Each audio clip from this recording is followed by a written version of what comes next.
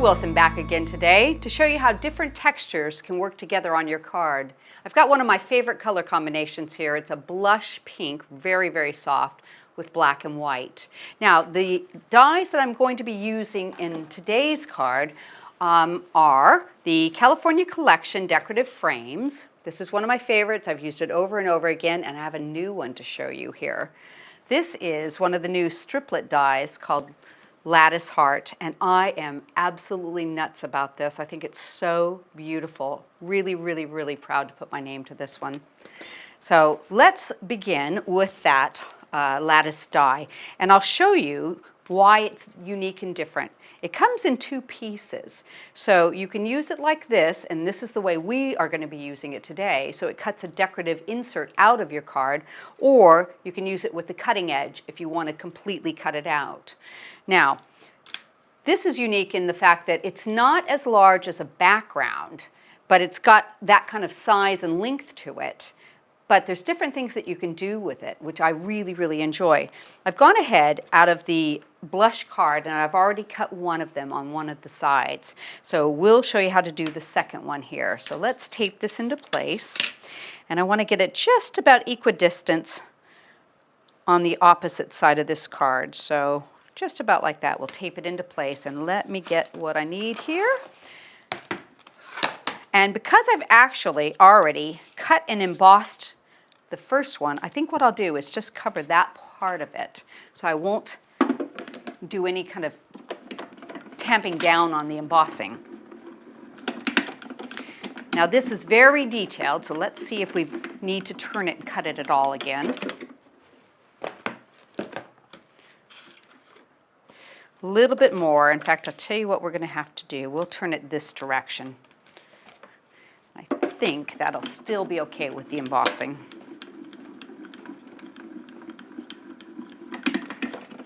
And let's roll it back.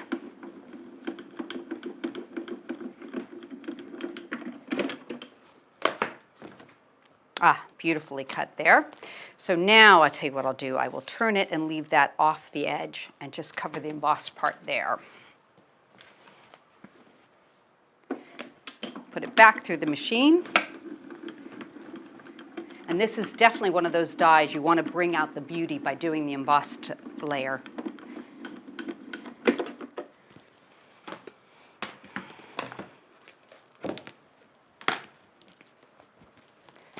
Okay, it's always so exciting to see the first reveal of a new die. So just loosen it up along the edge. And I want to take off that tape, get that started here. It's removable tape, but you do want to pull it slowly. Just work it back. And just get rid of any little pop-out pieces that you've missed. Look at how pretty that is. Just love the detail in that. Now I've gone ahead and I've done one where I've added some mounting foam to the back of it already. And I want to show you a little cheat that I do. Sometimes you just have little bits and leftover pieces in your craft stash and you want to use those up. I wanted to put a little bit of bling behind these. And I had just a tiny bit of glitter card in strips. So rather than wasting a whole piece, I've just cut a little area to go behind each of these. So I'm going to pull off my mounting foam, get this all ready. And the only thing with glitter card is sticky foam doesn't always want to stick to it permanently really well. So I will add a bit of Cosmic Shimmer glue so it's good and secure. But I've got the foam pads on here and gives it the raise for the dimension that I really like. So let's just add a tiny bit of glue along the top of these.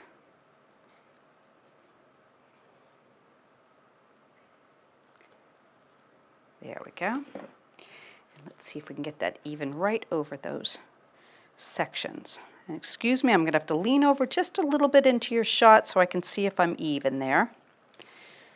There we go. And I've got a pierced white matte background here. I'm going to go ahead and layer it up onto that. I just think it's really pretty to finish your cards with a pierced edge around them. I don't think we shouldn't forget our edges when we're doing card making. There's that. Okay, now I'm going to set that aside for just a second and let me tidy up so we don't lose any of our pieces. We'll set that aside. All right, so the next thing I'm going to do is I've stamped one of the matching stamps to the California collection. This one's called Swirly Hearts, and I've put the decorative frame over it so I can cut that. So we'll bring our cutting mat back in. And I also have a sentiment that I'm going to cut with one of the smaller frames. So I get both of those ready, and I think that's all the cutting that we'll have to do. So let's do that.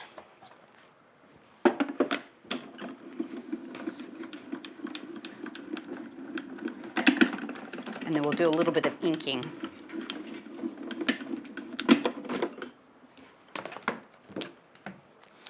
That one's cut well. And this one looks like it's cut well, but I'm going to give it a quick emboss just to bring out the detail on that. In fact, we'll do both of them. Tan mat over that and pink embossing plate. That's the sandwich for the grand caliber. If you're using any other manual die cutting machine or the e-bosser, then you'll have to check with the particular machine for the sandwich for that one. But these dies will work in all of those machines. There we go. Okay. Now, let's take this one off. We're going to just do some poking out here and get rid of all the little bits.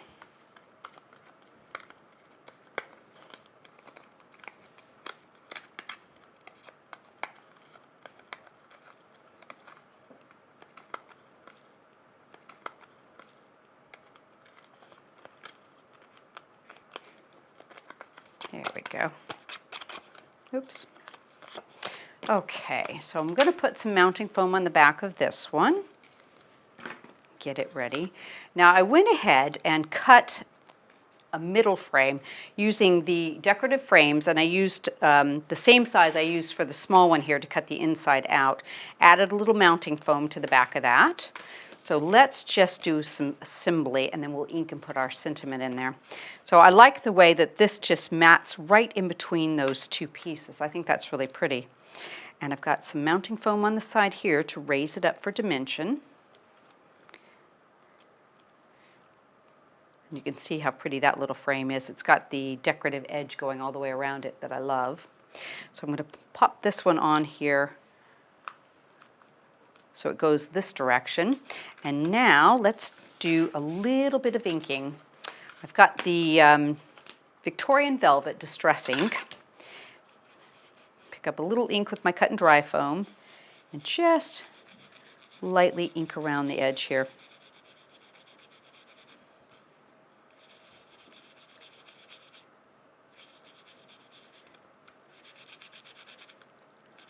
This is kind of a real pretty dusty rose color. It matches the felt that we're going to be using really nicely.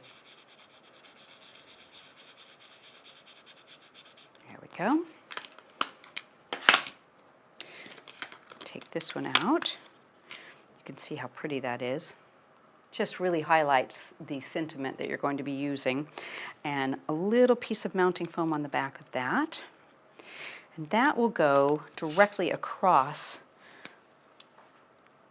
and leave a little gap that you can see the stamped image of, so you can see how it's coming together really nicely.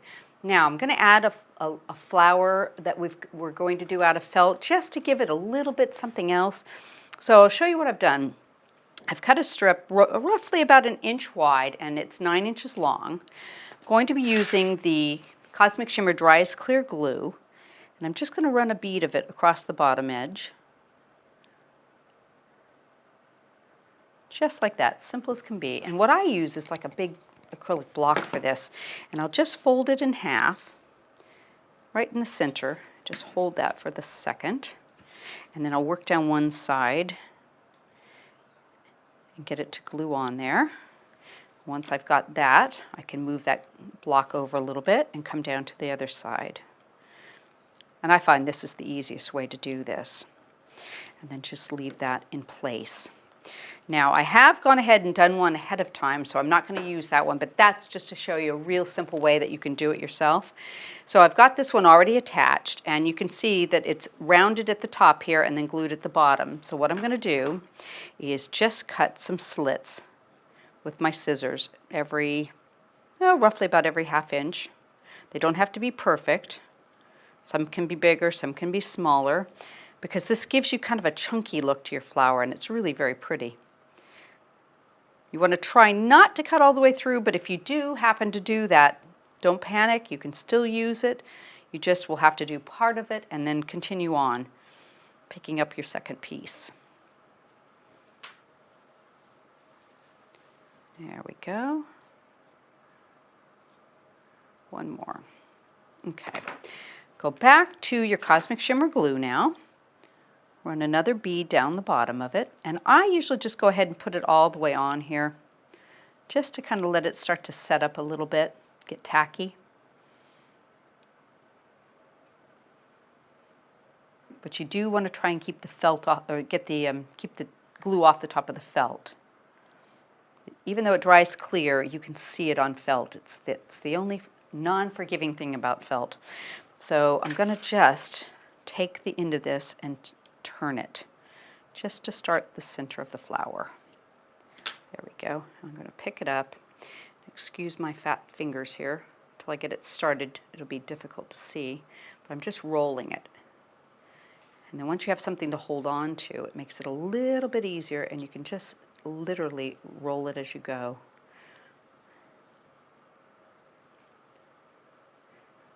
You'll end up with a little bit of glue on the bottom of your fingers, but don't worry, just try to keep it on the bottom of the rose. There, coming right along. And I'm going to take the corner and just cut it at an angle. I just think it's prettier that way. Hold that into place for a second till it sets up. And then you can set it down and really form it outward and really get a pretty flower going. There we go. Oops, still needs a tiny bit of glue right there, I think. Give that a second. In fact, what we'll do is we'll just hold that like that, I think, till it sets up. Okay, so in the meantime, what I'm going to do is I'm going to put my bow on. I've used the white seam binding. That's always a good choice because it goes with everything. Glue dot. I'm going to seat that to the side of my focal element here. And just kind of spread the loops apart so you can see all three of them. I think it's pretty that way. Tiny little piece of jute that I've used, the black. I've tied a double bow with that. And I like the way you get the different textures coming together in your floral elements. So I've added that on top. And I've made a couple stick pins using the blank stick pins we have, and then I've added some jewels and some spacers. I've made them different because I think that's kind of pretty too. And I'm just going to poke them into the knot of my bow there. And that flower should be ready to go. And let's get that on there for you. One more glue dot should do it. And spread it out a tiny bit. And you have a finished card that is absolutely stunning, and I think that is a winner in anybody's book.